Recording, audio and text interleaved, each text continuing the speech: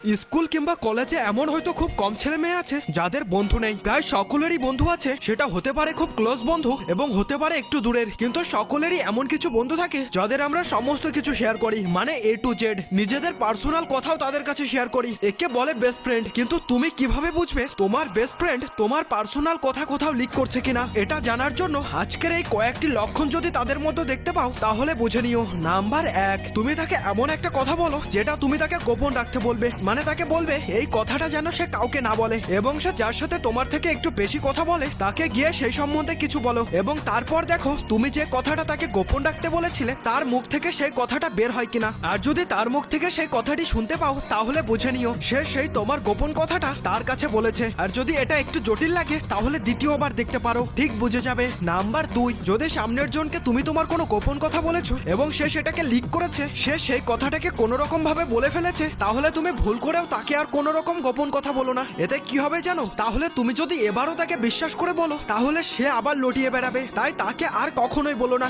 এবং সবসময় ভরসাযোগ্য কারোর সাথে কথাগুলি বলো। আরে আমি জানি তোমরা সকলেই লাইক করো, কিন্তু আজ লাইকের সাথে সাথে একটা সুন্দর কমেন্ট করে যেও।